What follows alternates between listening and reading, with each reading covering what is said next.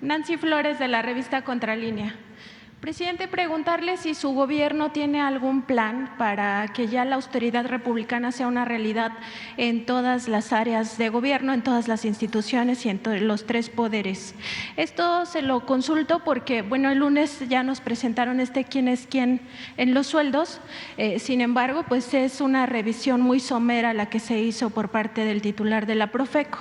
Nosotros en Contralínea hemos estado revisando este asunto y resulta, por ejemplo, que si vemos sueldos brutos más prestaciones que tienen, en las prestaciones estamos hablando de que se autoasignan algunos de estos altos funcionarios de organismos autónomos y también del Poder Judicial, se autoasignan ciertos bonos trimestrales, le llaman un bono especial anual, un bono en el caso de las autoridades electorales por jornadas electorales, son bonos también digamos muy pachoncitos en términos económicos y esto acaba resultando en sueldos muy altos. Por ejemplo, los ministros de la Corte y otros 30 funcionarios de la Suprema Corte de Justicia de la Nación, estos ministros 11 ganan más de 400,000 pesos mensuales. Esto es el sueldo bruto y hay que verlo como sueldo bruto para que el pueblo mexicano se entere de que eso desembolsa el erario nacional. El pago de impuestos no es no nos están haciendo un favor a los mexicanos por pagar sus impuestos los altos funcionarios. Y, por ejemplo, en el Tribunal Electoral del Poder Judicial ganan 120,000 pesos más que usted cada mes. En el caso también del Banco de México son salarios tanto de la gobernadora como de los subgobernadores por arriba de los 350,000 pesos mensuales y así nos podemos ir con cada uno de estos organismos, el Instituto Nacional Electoral, el Instituto Nacional de la Transparencia, el INAI, en fin, todos estos organismos autónomos y también el Tribunal Federal de Justicia Administrativa, donde ahí los sueldos ya brutos superan los 500,000 pesos, algo que no veíamos en esta lista, y son más, no son solo la cúpula de estos organismos, sino también otros funcionarios de abajo. En el caso del Banco de México, por ejemplo, tienen seguro de gastos médicos digamos, no es gastos médicos mayores. Si se enferman de una gripe, van al servicio médico privado y les dan las medicinas para esa gripe, lo mismo que si tienen una cirugía mayor. Es decir, es un seguro de amplia cobertura, tienen choferes, tienen automóviles asignados, se les paga hasta la gasolina, los viáticos, en fin, absolutamente todo. Y ahí hay que recordar en el Banco de México que tanto la gobernadora como los subgobernadores, cuando acaben este encargo, van a tener derecho a esta pensión vitalicia, algo que ya se había quitado a los expresidentes y que el expresidente Ernesto Zedillo lo sigue cobrando del Banco de México. Su pensión vitalicia que tiene del Banco de México supera los 130,000 pesos mensuales, pero otros que fueron gobernadores de esta entidad, como por ejemplo Agustín Carstens o Guillermo Ortiz, ganan más de 300,000 pesos mensuales por esta pensión vitalicia, que no tiene que ver nada con la jubilación. Todos los mexicanas tienen derecho a la jubilación, pero en el caso de la pensión vitalicia pues es otra cosa.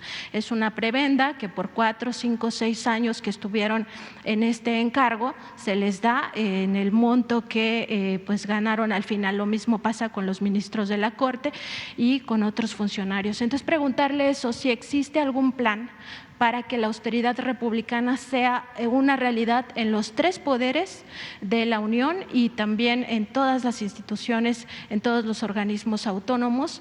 ¿Qué se podría hacer al respecto? Porque por conciencia, pues ellos no lo van a hacer, están amparados. Sí, estamos conscientes de eso. Esto surgió porque ustedes preguntaron un lunes y estaba aquí Ricardo Sheffield y él tiene que ver con el quién es quién en los precios. No le corresponde, la verdad, pero le pedí para que no se tardara y se diera la información rápido. Y eso fue lo que hizo, pero en efecto hace falta más investigación y tomar decisiones sobre esto. porque fue bloqueada mi iniciativa original. Incluso hay una ley de austeridad republicana que no se cumple por esto. Los amparos y franco incumplimiento a la Constitución y a esta ley de austeridad.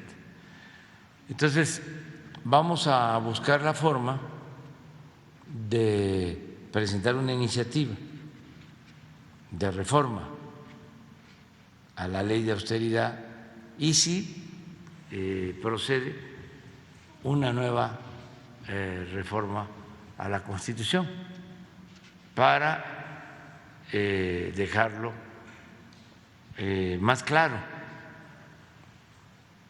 y que no se preste a las interpretaciones que hicieron en el Poder Judicial de manera leguleya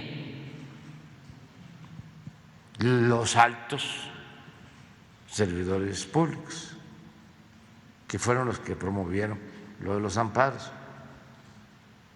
Creo que un ministro o dos fueron los que iniciaron con esto. Entonces, en su momento lo vamos a plantear para que no quedemos nosotros como encubridores. Si en el Poder Legislativo no se aprueba, ya es otra cosa, pero lo voy a hacer. Nada más que en su momento, antes de que se termine el gobierno, porque ahora tenemos tres iniciativas pendientes, una que tiene que ver con lo electoral, que nos importa muchísimo, otra que tiene que ver con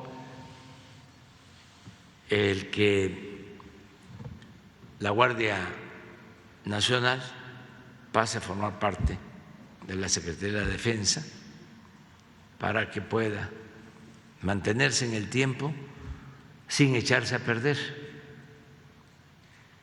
que no vuelva a pasar lo que sucedió con la Policía Federal Preventiva, que la dejaron suelta dependiendo de políticos y se echó a perder, se corrompió. Entonces, queremos que la Guardia Nacional quede inscrita a la Secretaría de Defensa como las Fuerzas Aéreas, como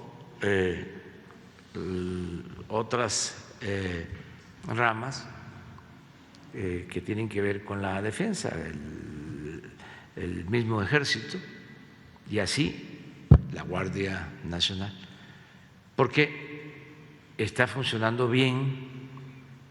Se ha hecho todo un esfuerzo, ya tenemos cerca de 120,000 elementos, ya hemos construido como 260 cuarteles, se han formado a todo el personal, está bien calificada la Guardia en las encuestas, trae como un 75% de aceptación, por encima de la calificación de las policías estatales y de las policías municipales. Solo le gana el Ejército y la Marina. y se requiere disciplina y se requiere profesionalismo y sobre todo honestidad, porque todos los actos de complicidad de los últimos tiempos tuvieron que ver con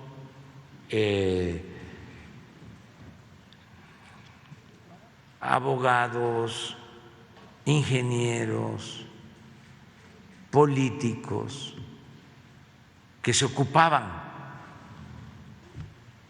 de la seguridad pública. Por ejemplo, del CISEN salieron muchísimos. Bueno, de ahí salió García Luna, ingeniero, pero no con una formación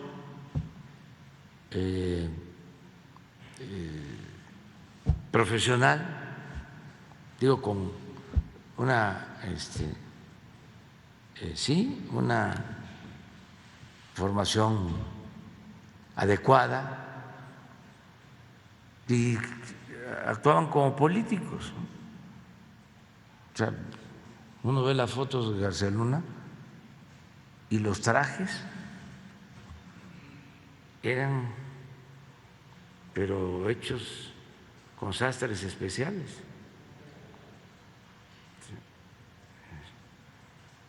Políticos.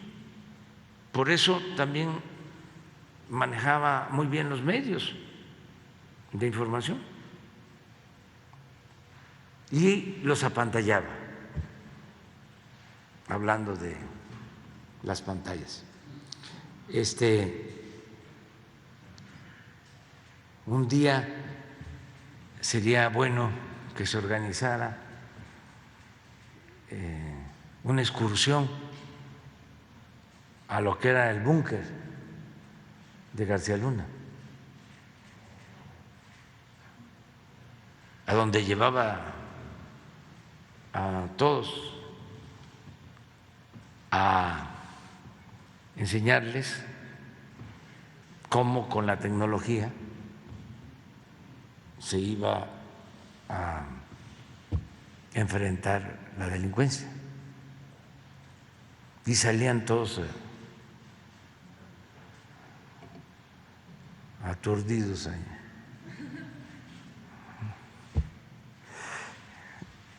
Y ahora sí. Y premio en Estados Unidos, super policía, hasta el New York Times quemando el incienso. Entonces no queremos eso, porque estamos trabajando para formar gente recta, que viene de la defensa, que viene de Marina, jóvenes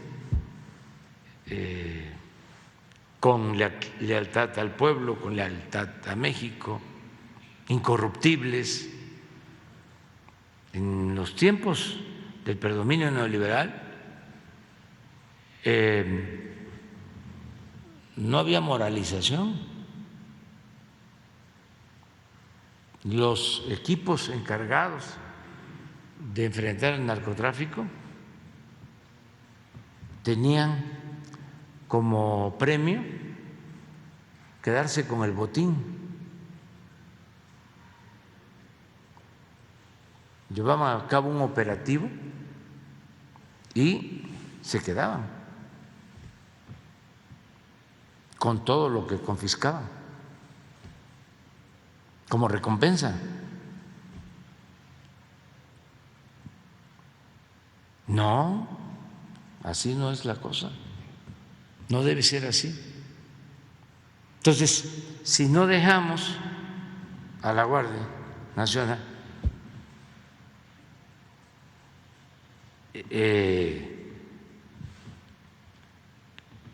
bien sembrada en una institución como la defensa, pues va a aguantar un sexenio y vamos a volver a lo mismo, que hay que cuidarse de la policía, no solo de la delincuencia, porque son lo mismo. Entonces, vamos a atender esto. Les comentaba de estas iniciativas, que por eso voy a dejar que pase un tiempo. Y la tercera es, aunque es un asunto más del Ejecutivo, pero de todas maneras quiero que se envíe al Legislativo, es lo del cambio del horario de verano, que ya regresemos a lo de antes y vamos a que se apruebe una reforma. Entonces, pasando, lo hacemos. Sí les adelanto que de todas maneras ya vamos a pasar de la fase de la austeridad republicana a una fase superior, que es la de la pobreza franciscana.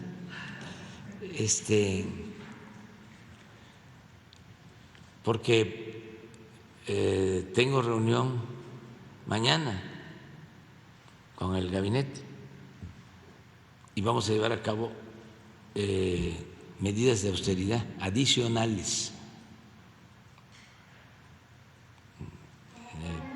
Como vamos a reducir bastante, casi no va a haber viajes al extranjero. O sea, vamos a procurar que toda la comunicación se haga por teléfono o por teleconferencias. Y vamos a reducir viáticos aún más y otras medidas. Quiero informarle al pueblo que desde que estamos en el gobierno no hemos comprado un vehículo nuevo para funcionarios públicos.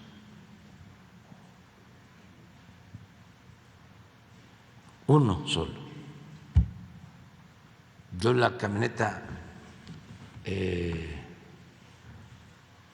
más nueva que tengo es del 2018, que la compraron antes de que yo llegara, y ya tiene 280,000 kilómetros.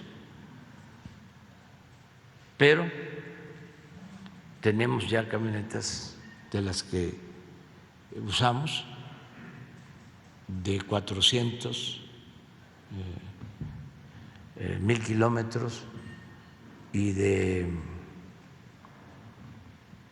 10 años de uso. Estamos dando mantenimiento y funcionan bien, no me han dejado tirado en las giras, y vamos a avanzar más en el plan de austeridad, independientemente de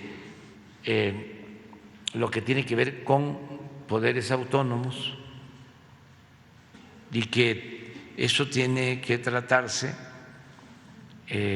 como una cuestión de Estado, es austeridad republicana de Estado.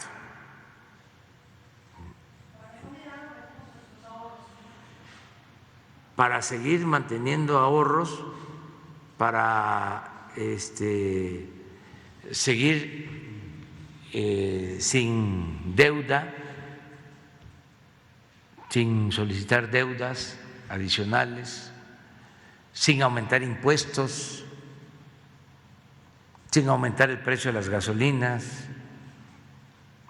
La fórmula es sencilla, es cero corrupción y austeridad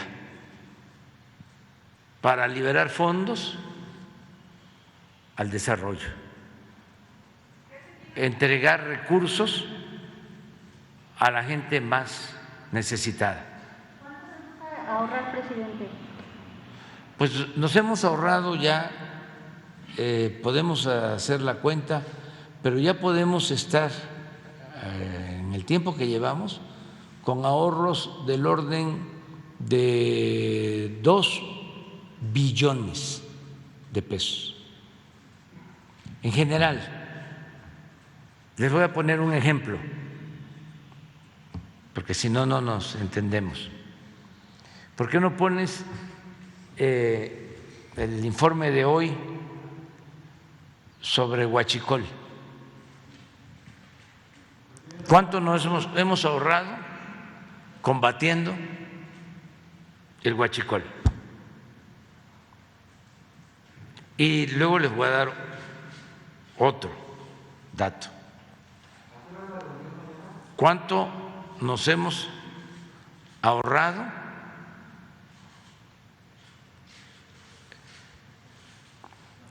exigiendo a los grandes contribuyentes que paguen impuestos y prohibiendo la condonación de los impuestos? Debe de haber alguna. Este es el comportamiento que incluso estamos ahora haciendo algo especial. Este era el promedio de lo que se robaban cuando entramos. En el promedio del 2018, 56,000 barriles diarios.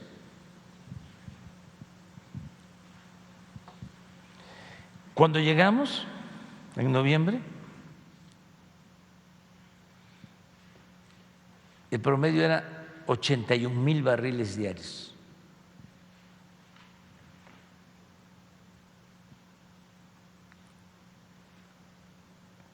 Cuando entré,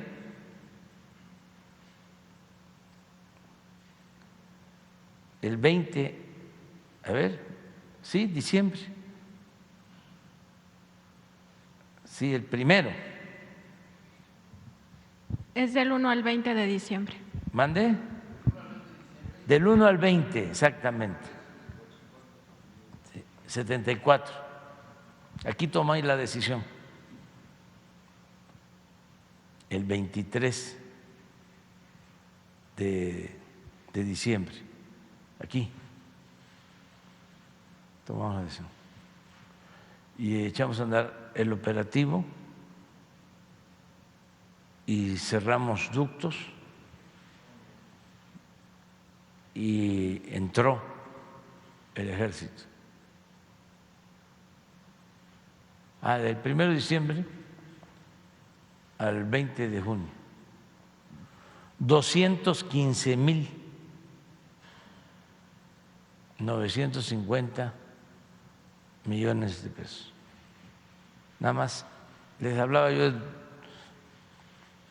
como de 2 billones, pues aquí es más del 10, solo en esta medida, 215,000. Es lo que nos hemos ahorrado hasta el 30 de junio. Ahora, porque es importante recordarlo,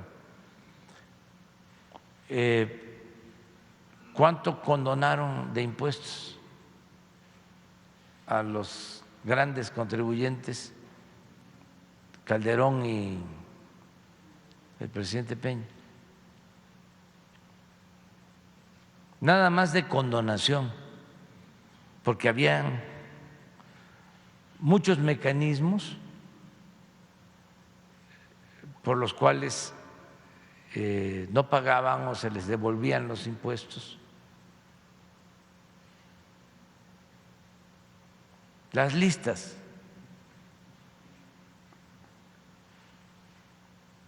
Aquí está.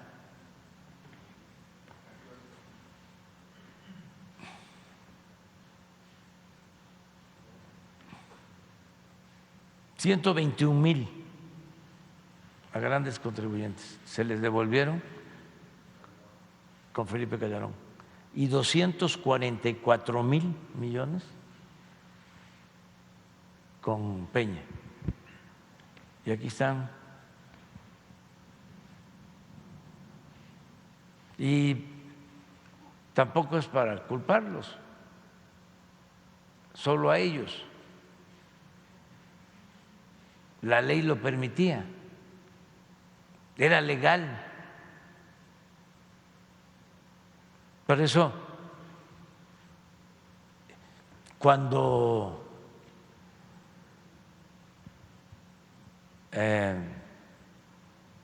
se dieron cuenta de que iba en serio, ya era tarde. Me refiero al bloque conservador del Congreso, porque esto lo sacamos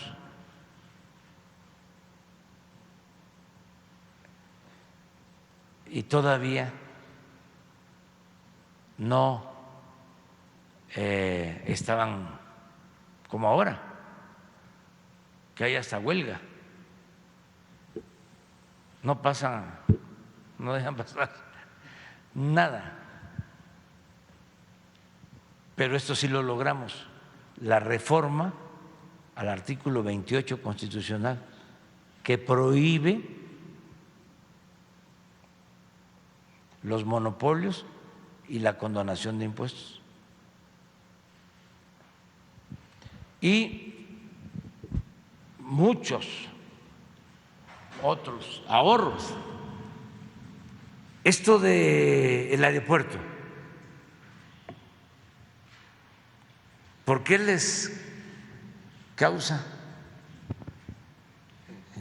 tanto coraje? Porque ojalá y revisen la información, porque luego se aturden, se obnubilan y ya es no.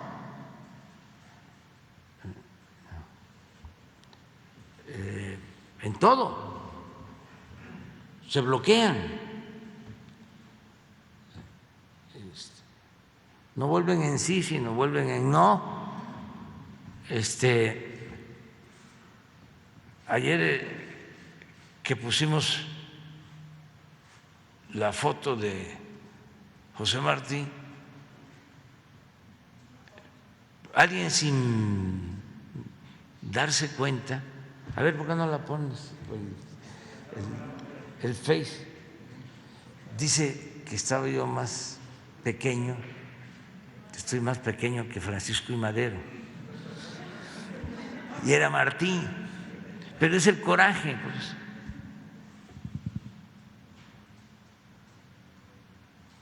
Eso es lo que pasa con lo del aeropuerto. Ojalá e indaguen de que el estimado que tenían para construir el aeropuerto en el lago de Texcoco eran 300,000 millones de pesos. Estimado. Que no dejen también de recabar la información de cuánto estimaron que iba a costar el tren Toluca, Ciudad de México, 30,000 millones de pesos. Y lo vamos a terminar el año próximo, y en total va a significar una inversión de 90,000. Entonces, el aeropuerto estaba estimado en 300,000, pero iba a significar también cerrar el actual aeropuerto porque ese era el negocio que tenían planeado, porque esto no lo sabe o no quiere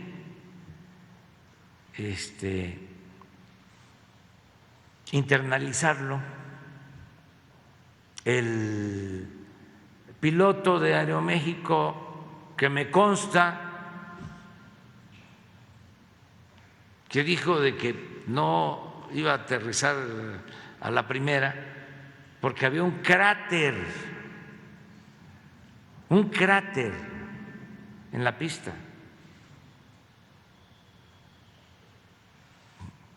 Sí hay algo de diferencia entre un bache, un socavón y un cráter, ¿verdad? Entonces, pero eso es lo que sucede cuando se opta por el fanatismo. Nos cegamos, entonces ya no funciona nada. Mire, este es un opositor de las redes. ¿Es periodista?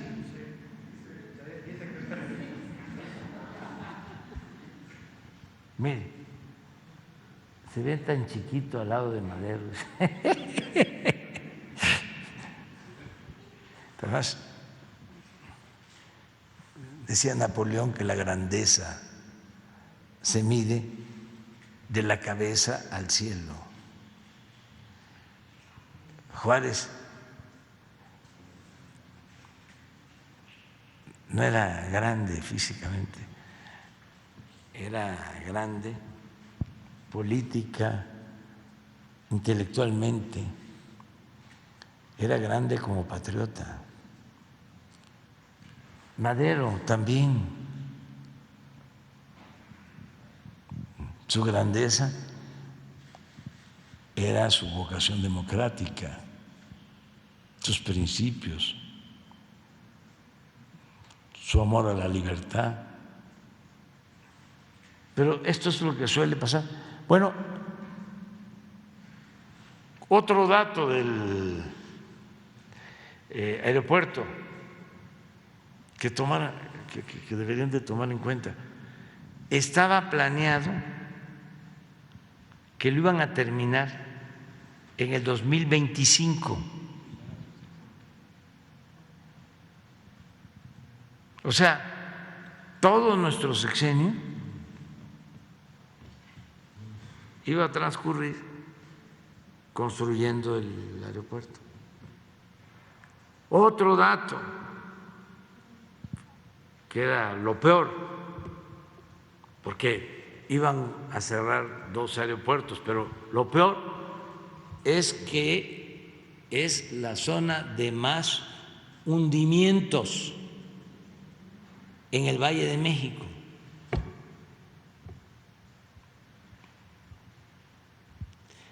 Iba a suceder algo parecido a lo que está sucediendo en la Terminal 2, que ahí, además de la mala calidad del suelo, no hicieron el trabajo de cimentación adecuado. Ahí hubieron fallas, y es hasta para ordenar una auditoría técnica, administrativa. Vamos a ver, lo que tenemos que resolver es cómo evitamos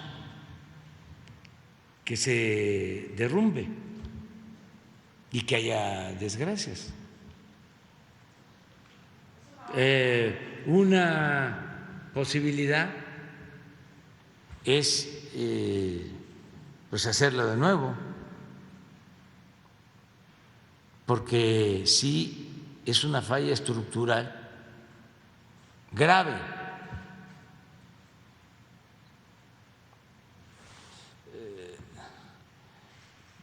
Hay hundimientos diferenciales. Cuando vayan al aeropuerto, observen cómo está. Entonces, y lo otro es apuntalarlo. Yo voy a pedir a los técnicos, ya hay un grupo que está trabajando en esto, de que veamos la posibilidad de que se apuntale y que ya hacia adelante otra autoridad, otro gobierno ya tome una decisión de fondo por lo que significa para nosotros ya de inversión.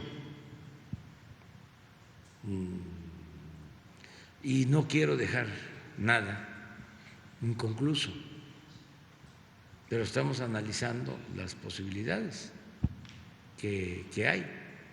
Entonces, de 300,000 a 75,000 que costó el nuevo aeropuerto, que ya está terminado, aún pagando, o mejor dicho, incluyendo lo que se les pagó a las empresas, que mucho se recuperó, los está recuperando,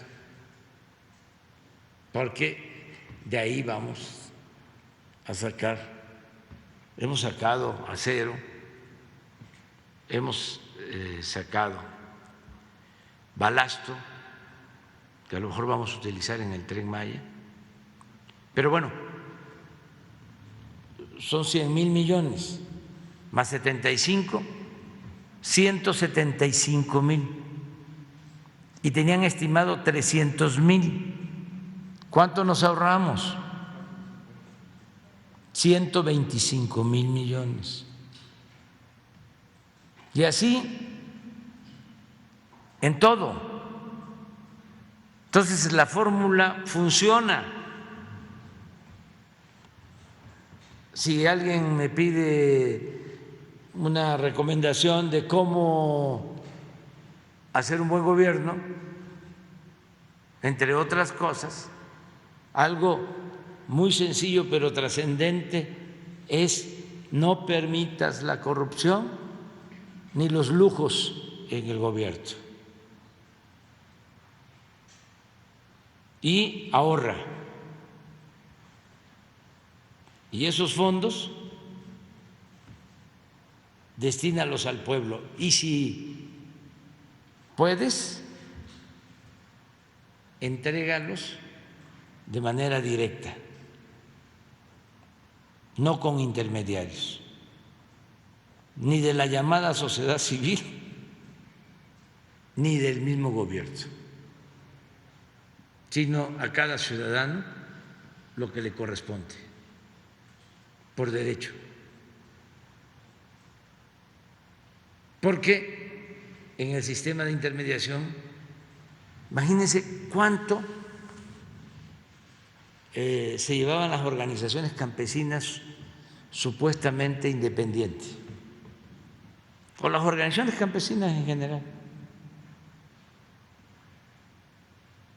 Pues también se les entregaban como 100,000 millones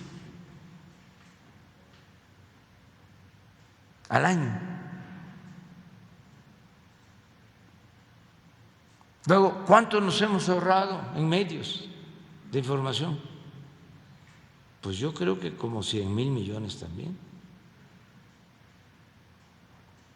Pero ahí no solo es lo que se ahorra por no pagar publicidad, sino lo que se ahorra porque no se tienen que entregar contratos. Hay muchos medios de información o dueños de medios de información que lo que menos les interesa? ¿Es el periódico o es la radio o es la televisión? Eso lo tienen para presionar y poder hacer negocios de otro tipo con el gobierno.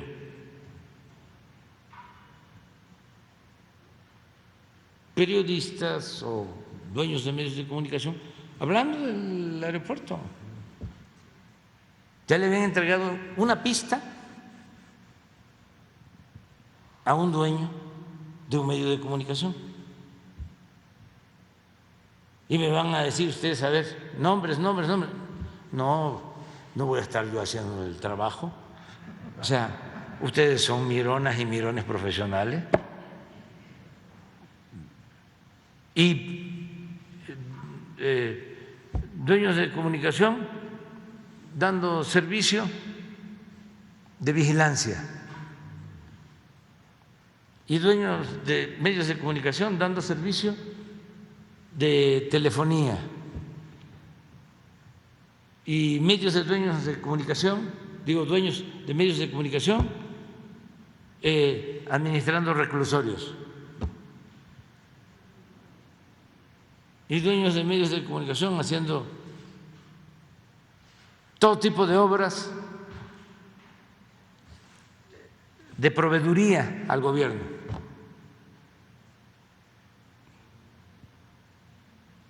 Porque si no, se enojaban y habían campañas en contra. Y otros, los más conservadores, que unos vinculados al gobierno de manera directa y otros triangulando como protectores de Iberdrola, de Odebrecht, de empresas monopólicas. ¿Y de dónde reciben su financiamiento? De esas empresas.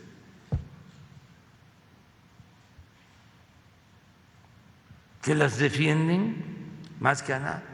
Por eso, ¿quién defiende al pueblo en los medios? O sea, es muy bueno ese debate. Soy crítico del poder. Sí, está bien. No estoy con nadie. Soy independiente. Soy crítico del poder, sí. ¿Y? ¿Administras eso? La corrupción que hay en el poder, los errores que se cometen desde el poder y qué relación tiene eso con el pueblo. ¿Cómo es que defiendes al pueblo? Nada más la crítica. Es lo que hablaba yo del análisis de la realidad y no transformar la realidad.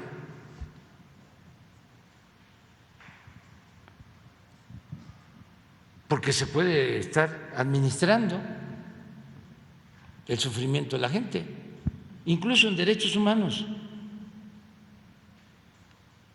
Yo defiendo los derechos humanos y recibo hasta apoyo de organizaciones internacionales de derechos humanos. Pero me quedo callado cuando hay fraudes electorales, cuando no le permiten al pueblo elegir libremente a sus autoridades. Y por eso llegan autoridades que violan los derechos humanos. Pero es así. Entonces, sí es necesario el que haya cambios de fondo y lo mismo esto de los aumentos de los altos sueldos, increíble. Los expresidentes de México, hay por ahí un cuadro en uno de mis libros en donde comparo lo que recibían reciben, porque hay muchos países en donde todavía sostienen eso, los expresidentes de pensión. Yo creo que es en la salida. Increíble. Y ahí viene también lo de los ministros de La pensión vitalicia. No, son los sueldos. Bueno, los ministros en retiro también tienen pensión vitalicia, igual que los, pero esto los es, gobernadores y subgobernadores. Esto es sobre los sueldos. ¿Cuánto gana? Así era hace 5 años. ¿Cuánto ganaba un expresidente, un ministro, un diputado, un senador en los países? Y México estaba en primer lugar. Todo eso ha ido cambiando, pero hace falta hacer una revisión a fondo. Y presidente, también sobre